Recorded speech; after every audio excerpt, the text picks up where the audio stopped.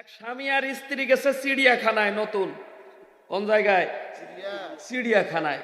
তো যায় চিড়িয়াখানায় ঢুকেই দেখে যে খুব বড় হাইব্রিড সাইজের বাদর। নতুন বউয়ের শখ হয়েছে যে বাদরকে একটু কলা খাওয়াবে। কি খাওয়াবে? স্বামী বেচারা 10 টাকা দিয়ে এরকম হাইব্রিড সাইজের সাগর কলা, এদিকে পাওয়া যায়, সাগর কলা কিনে দিছে। বউ বেচারা খাসার সামনে ধরলে বাদরের অভ্যাস হলো খপাত করে নিয়ে ছিলে খাওয়া, তাই না? তা বাদর হাতের থেকে নিয়ে সুন্দর করে ছিলেছে, খাওয়ার পরিবর্তে মুখে দেওয়ার পরিবর্তে ও মলদার দিয়ে কলাটা ঢুকাইছে আগে, টানে বের করে আবার মুখ দিয়ে খাচ্ছে। নতুন বউ তো লজ্জায় লাল হয়ে গেছে যে এটা কোন ধরনের অপমান। শোনেন, খেয়াল করেন আমার দিকে। স্বামী বেচারা রাগে লাল, ও তো বড় নেতা, বড় চাকরি করে, টাকার ওজন আছে। স্বামী কয় এইটার একটা বিচার হওয়া দরকার। কি হওয়া দরকার? বিচার হওয়া দরকার। বেটা আমাকে, আমার ওয়াইফকে এত বড় অপমান করে, তো বাদরের কি বিচার হয়? বাদরের বিচার হয় না। বিচার করা লাগবে তার। এই বাদর চালায় যে, একে ট্রেনিং করায় যে, খাবার দাবার দে, ধর বেটাকে। ধরে নিয়ে আসছে। বাদরের পরিচালক এসে বলে, স্যার রাগ করবেন না, এখান থেকে 3 মাস আগে ছিল জ্যৈষ্ঠ মাস। কি মাস? জ্যৈষ্ঠ মাস। ঠিক আপনার মতো সুট্টাই কোট পরা স্যার আর ম্যাডাম এসেছিল। তো ওই ম্যাডামের শখ হয়েছিল আমার এই বাদরকে ওই দোকানে বড় বড় পাকা পাকা ফজলি আম পাওয়া যায়, ওই ফজলি আম খাওয়াবে। 700 গ্রাম 800 গ্রামের একটা ফজলি আম এনে আমার এই বাদরকে দিয়েছিল ওই ম্যাডাম। আমটা ছিল অত্যন্ত মিষ্টি। আমার বাদর ওই আম খাইতে খাইতে কোনো এক সময় গিলে আটিটা পর্যন্ত খায় ফেলাইছিল, ওর কাণ্ড জ্ঞানে কুলায়নি। অসুবিধা হলো তখন 1-2 দিন পরে যখন ওই রাস্তা দিয়ে বের হবে, সব বের হয়, মাগার আমের আটি বের হয়। আমার বাদর ব্যথায় কুকড়াতে থাকে, এমন অবস্থা হয় তার প্রাণ যায়। অবশেষে পশু হাসপাতাল থেকে ডাক্তার এনে তার পিছনের রাস্তা কাটিয়ে ছিঁড়ে তারপরে আমের আটিটা বার করা লেগেছে। এখন আমার বাদরের কাণ্ড জ্ঞান হয়ে গেছে যে কেউ কিছু দিলে আগে ও চিন্তা করে যে ওইটা বের করা যাবে কিনা। বুঝেন নাই? ও ভবিষ্যৎ ভেবে কাজ করে, এজন্য আগে ওই রাস্তা দিয়ে ওর মাপ নিয়ে নেয়, তারপরে এই রাস্তা দিয়ে ঢুকায়। আব্বাজান, আমি হাসির খোরাক দেওয়ার জন্য কথাগুলো বলি নাই। আলেম ওলামার মুখ থেকে মাইক কেড়ে নিত, আমরা বারবার বলতাম আলেম ওলামা কিন্তু পাকা আমের আঠি, এদের মুখ থেকে মাইক কেড়ে নিও না, ইমামের দিকে আঙ্গুল উঠায়ও না, আলেম হাফেজদের দাড়ি টুপি পাঞ্জাবি নিয়ে মস্করা করো না। আমির হামজার মতো আলেমকে 2 পা উপরের দিকে বেঁধে ঝুলায় 24 ঘন্টা অন্যায় ভাবে এই নির্যাতন তোমরা করো না। আমির হামজা আমের আঠি। কিসের আঠি? তোমরা ছোট্ট মাদানিকে, রফিকুলকে জেলখানার ভিতরে বন্দি করো না, রফিকুল আমের আঠি। অসংখ্য উলামায়ে হযরতকে জঙ্গির তকমা দিয়ে মামলা দিও না, আলেম ওলামা আমের আঠি। আল্লামা দেলোয়ার হোসাইন সাইদির মতো মানুষকে জেলখানায় আটকে রেখো না, এটা ফজলি আমের আঠি।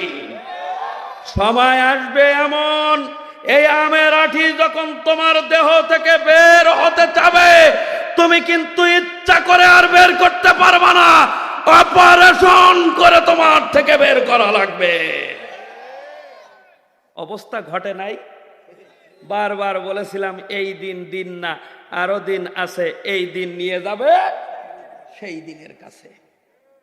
সেই আলেম ওলামা কিন্তু আছে, সেই টুপিওয়ালারা আছে, মাগার তুমি খেলা হবে বলে তুমি আউট অফ মার্কেট। এই রংপুর থেকে, এই রংপুর পীরগাছা, রংপুর পাগলাফির, এরপরে দিনাজপুর থেকে বহু মাহফিলে এসেছি, গাড়ি এসেছে, খাওয়া দাওয়া শেষ, মঞ্চ রেডি, শ্রোতা রেডি, মাইক রেডি, স্টেজ পর্যন্ত পুলিশে যাইতে দেয় নাই। অপরাধ কি ছিল জানেন? অপরাধ ছিল আমার বাড়ি সাতক্ষীরা। কোন জায়গায়?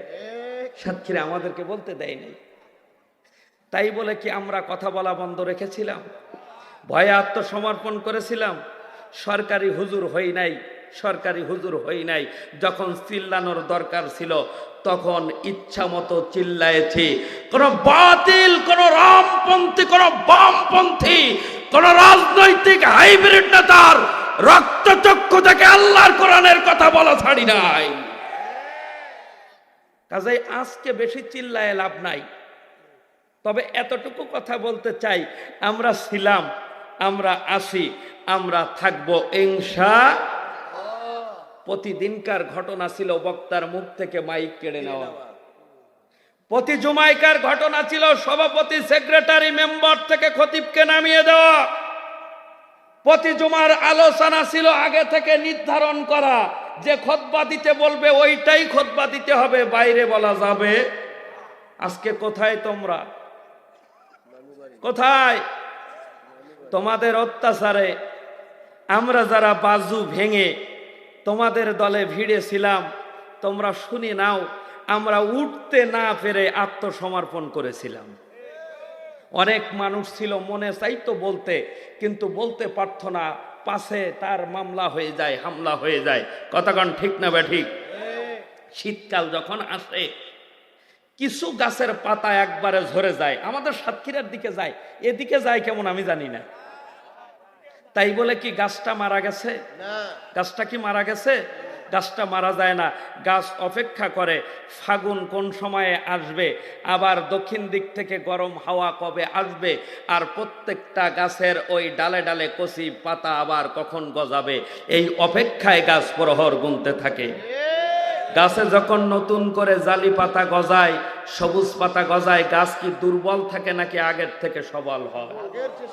বাংলার 16 কোটি মুসলমানের বাজু ভেঙে গিয়েছিল, তাদের জবান চেপে ধরে রেখেছিলে, মামলার ভয় দিয়ে, হামলার ভয় দিলে, স্টানগানের রুলার স্টেপ তাদের দিকে তাক করে রাখা হয়েছিল।